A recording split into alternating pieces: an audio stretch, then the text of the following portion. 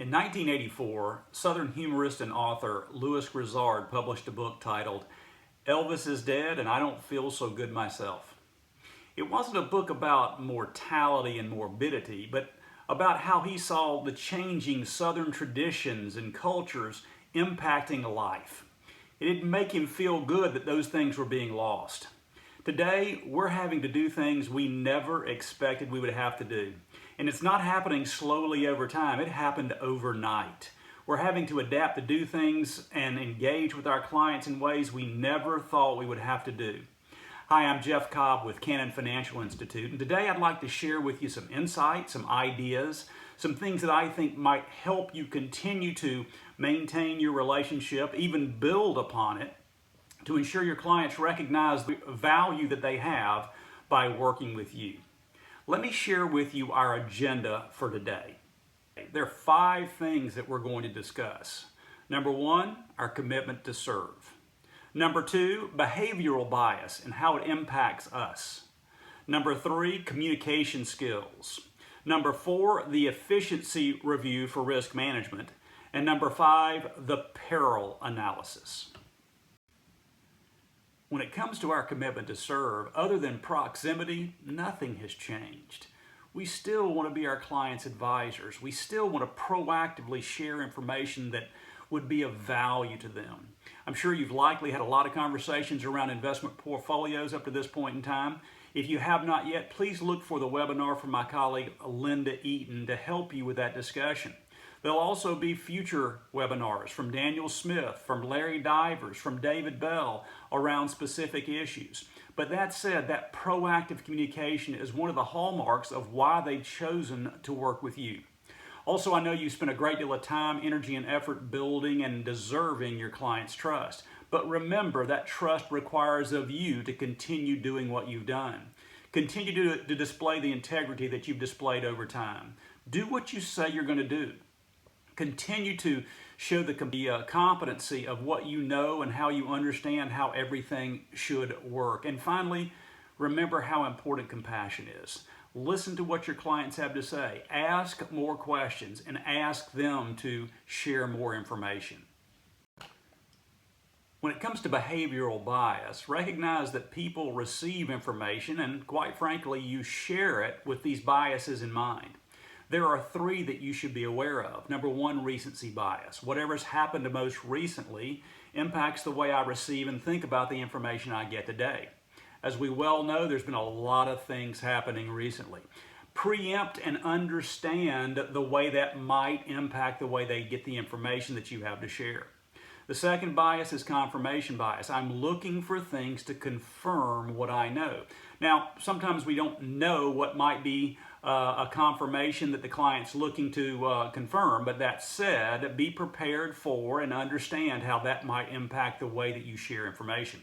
Finally, selective attention is about looking for things that are pointed out to us. As you share information proactively, point out things that you'd like for your client to be watching for.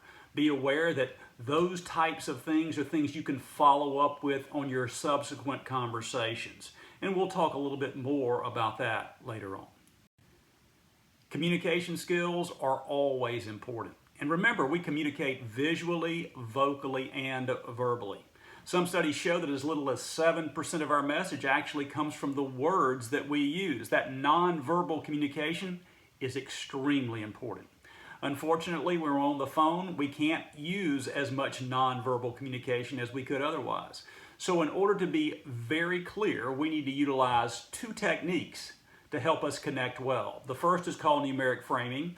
The second is called bridging. Now, numeric framing is preparing the audience for the information you're about to share. I just did that with you. I told you there were 2 techniques that we want to focus on. Now, when you do that, it prepares them for and helps them listen to and process the information as well as retain it much more effectively. When we prepare them for what's coming, you name the things that you're going to talk about and then go back and talk about them. Again, numeric framing is extremely effective in communicating, particularly when we're not in front of someone. The second technique is called bridging. Bridging is a way that we connect information. Rather than tell a long, detailed very nuanced informational story about some particular thing and then asking, does that make sense? Share a little bit of information and then ask or bridge. Tell me, how is that different? Or how would that be helpful? Or do you see how that would help accomplish your goal? Share a little bit more and then bridge again. Why do you believe that's important? There are 4 phrases that work very well with bridging. Number 1, how is this different? Number 2, how does that address the issue? Number 3, how does that accomplish your goal? And number 4, how is this different from what you're doing? You can bridge open or closed. An open bridge is actually a question you expect the answer to. I may ask a client, how is that different from what you're doing right now? And expect them to answer. But I may choose to close bridge by saying rhetorically, now, how is that different? Well, it's different because this does that and your current situation does this. Use numeric framing and bridging when possible and consistently throughout your discussions, and it makes a much better conversation. Positioning an efficiency review of your client's overall risk management plan is a great reason to proactively reach out. It gives you a purpose to call. It gives you a reason to have a conversation. It demonstrates your willingness to help them be prepared and ensure their plan is up to date. Now, this is about their risk management plan. This is not a conversation around just insurance. Insurance could be a part of it, but remember, there are 4 different ways to manage risk. Number 1, you can avoid it totally. If you are afraid that you're going to be in an airplane crash, you can not get in an airplane.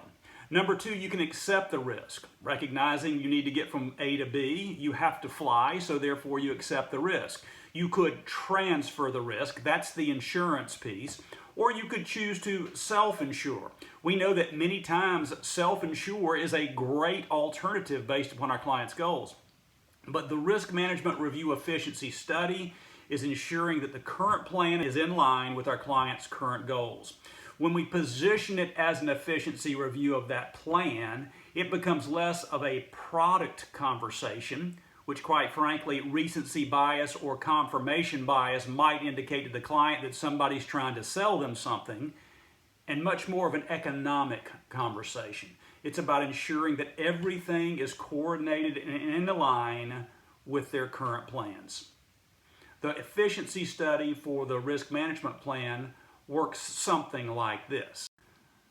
The risk management efficiency review is designed to answer 3 questions in your client's best interest.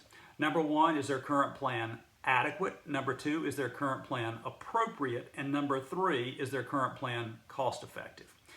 Now remember, words don't necessarily mean the same things to your clients as they mean to you. Sometimes we don't know what they don't know. Sometimes they don't know what we know.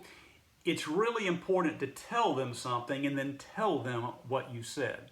For example, we may say, now when we say adequate, what we mean is, do you have the right amount?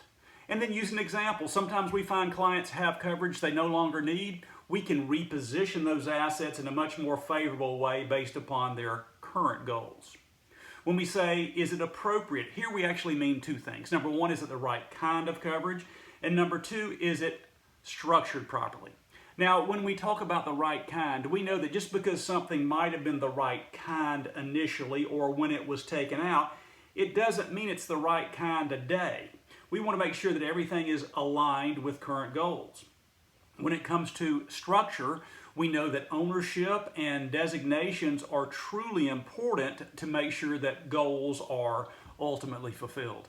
And finally, when it comes to cost effective, nobody wants to pay more for anything that they should. We want to make sure they're paying a fair price. But because of changes in the industry, there are opportunities to save money. People are living longer, rates have come down. A more educated consumer is demanded, and companies have responded with much more transparent and cost-effective options. And finally, underwriting has changed dramatically, creating tremendous opportunities for savings. The worst time to find out that a plan is not adequate, appropriate, or cost-effective is when it's too late. Remember, we need to make sure that we ensure that this plan is appropriate for our clients now, cost-effective for our clients now, adequate now. In doing our role as an advisor, We just want to make sure there's nothing left to chance. This conversation could be wrapped up with, if we find out everything is great, fantastic. You'll feel better, we'll feel better too. If we find out there is a need for something further, we can decide then if and how we might move forward. The P.E.R.I.L interview is what we do when the client agrees to do the study. P.E.R.I.L is simply a mnemonic. Each letter is something that represents a part of a conversation. You'll learn mnemonics around investments, around estate planning, around retirement, things that you ought to be thinking about to help you remember what to talk about. But inasmuch as the P.E.R.I.L mnemonic, just simply remember the P stands for potential risk. What potential risks, based upon someone's current situation and goals, should we be thinking about, planning for, and ultimately protecting? The E stands for any existing assets that can be used to protect those potential risks. And we may find that here we're looking at portfolio balances or other things that have been set aside for that particular risk, or that can be liquidated to satisfy that particular risk. The R is the remaining gap. What's left over after that potential risk and any existing resources that could satisfy that particular need. The I, any in-force coverage that would satisfy or bridge that gap. And then the L is the likely solution. As you have a conversation with the client and you learn about what's happening or you update what's going on, you may say, there are two potential risks that I see here. Number one, the risk of, and number two, the risk of. Let's discuss and understand what existing resources are there so we can ensure that if something did happen, that risk would not derail your goals. Once you look at the difference between those, we can think about what that remaining gap may be. Think about any existing or in-force coverage that we might be able to leverage, and then the likely solution to offset or overcome that particular gap. The P.E.R.I.L analysis is a very comfortable way to walk your client through this particular discussion or interview to make sure they're protected. I hope you found some value in our time together today. I hope you'll reach out to your clients and let them know that there's another conversation you'd like to have. You've likely already talked about investment portfolios, but proactively share that there's another way that we can be helpful, and now's a great time for us to have that conversation. Position this review and let them know that we want to make sure that there's nothing left to chance. No unintended consequences, no surprises down the road. As for you, I wish you the best. Wish you and your family health. As to our opening line around Louis Grizzard, look up his books. I'm sure that you'll find some joy and levity in the difficult times we're dealing with today. One of his favorite quotes, and one that I'll leave you with, is, if you're not the lead dog, the scenery never changes. Here's hoping you're always the lead dog.